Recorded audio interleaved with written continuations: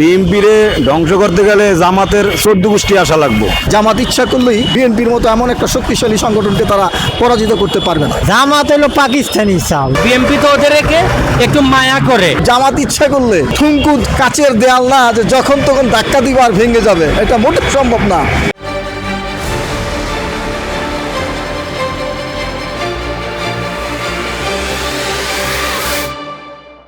বিএনপিরে ধ্বংস করতে গেলে জামাতের 14 গোষ্ঠী আসা লাগবে। জামাত তো মনে করেন এখন পাগল হয়ে গেছে। জামাত 10 বছরের ক্ষমতায়, 20 বছরের ক্ষমতায় আসতে পারবে না, 50 বছরও না।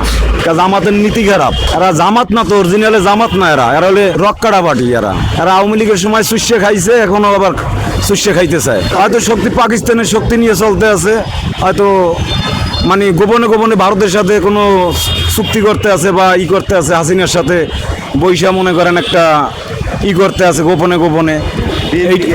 হ্যাঁ, বিএনপিকে সরাবার লাগে এইটাই করতে আছে। 50 বছর জামাত এই বাংলাদেশে খারাইতে না পারে। তাদের শক্তি তো ওই যে পাকিস্তানের শক্তি দেখে তারা, পাকিস্তানের শক্তি দিয়া তারা বাংলাদেশে কথা বলে। পাকিস্তানের শক্তি দেখাইয়া তারা বলে এখানে বিএনপির 1 মিনিট লাগবে না নামাইতে, আওয়ামী লীগের নামবো না নামাইতে। একটা কথা আমি তাদেরকে বলি, তারা কথাবার্তা সাবধানে বলে যেন এটা কিন্তু বাংলাদেশ, এটা কিন্তু পাকিস্তান নয়। বাংলাদেশের মানুষ অনেক মায়া করে, দয়া করে, তাই আজকে তারা এতদিন টিকে আছে এই বাংলাদেশে। বিএনপি তো ওদেরকে একটু মায়া করে। বিএনপি চাইলে ওরা ওদেরকে 3 ঘন্টা মনে করেন যে ওদের অস্তিত্ব শেষ করে ফেলাবে। আর এই বিএনপির আশ্রয় দেওয়ার কারণে আজকে তারা এতটুকু লাফাচ্ছে, আর নাইলে কিন্তু এরা এতটুকু লাফাইতে পারতো না। শেখ হাসিনা যাবে যেই পথে, তারেক রহমান যাবে সেই পথে। যারা এই কথা বলছেন তাদেরকে আমরা জনগণ, বিএনপির জনগণ দাঁত ভাঙা জবাব দিব। জামাত যে এইসব কথা বলছে, এরা তো হইলো ও নাসিরউদ্দিন পাটারি আরও অন্যান্যরা, এরা হইলো দেশ বিরোধী আন্দোলন সংগ্রামে জড়িত। হেরা হেসুমকা কইল যে আমাদের চাইতে আইলাম অধিকার, হইয়া গেলাম রাজাকার। তো তোমরা কি কইছো না আমরা মন্ত্রী কমু, এমপি কমু, নির্বাচন করুম? এগুলা এইসব ফাজলামি কথাবার্তা জনগণের সামনে কেন বলো? জামাত শিবির যেসব কথা বলে, দেশবাসী আপনারা তাদেরকে দাঁত ভাঙা জবাব দেন। জামাত হলো পাকিস্তানি চাল। বিএনপি কি হরে, মানে আমাদের দেশের জনগণ যদি না হরায় জামাত কিভাবে হরে? ওটা হলো পাকিস্তানের 71-এর শত্রু এক হিসাবে। এরা কোনোদিনই সরাইতে পারবো না। পাকিস্তান থেকে পায়, পাকিস্তানের লেলি সেই হিসাবে এই কথা কয়। তাকে তো এই দেশের জনগণের বরখাস্ত করা উচিত। আওয়ামী লীগ নাই বিল্লা জামাত এতগুলো সিট পাইছে। আওয়ামী লীগ দাঁড়াইলে তো মনে করেন জামাত সিট পাইতো 15, বেশি তো রইলো 15টা বা 10টা।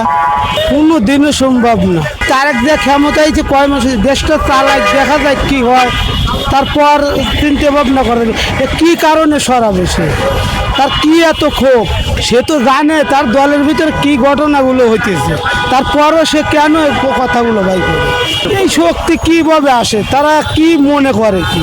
এখন যদি নির্বাচন আবার ফেরতে হয়, সিট পাইছে কতটি, তার অর্ধেকটা সিটও পাবে না। দেশের মানুষ ওরা যা চাইতেছে তা সামনেই পাবে। এই সামনের নির্বাচনেই ওদের উপহার ওয়া লইছে জামাতে। বলা যত সহজ, কাজটা করা তত সহজ নয়। আওয়ামী লীগ এবং বিএনপি ছাড়া বাংলাদেশের রাজনীতিতে কোনো দল এত সহসা ক্ষমতায় আসতে পারবে না, কারণ তাদের শক্তি একদম আওয়ামী লীগের পরের স্থানে বর্তমানে বিএনপি, একবার শিকড় থেকে তাদের উৎপত্তি।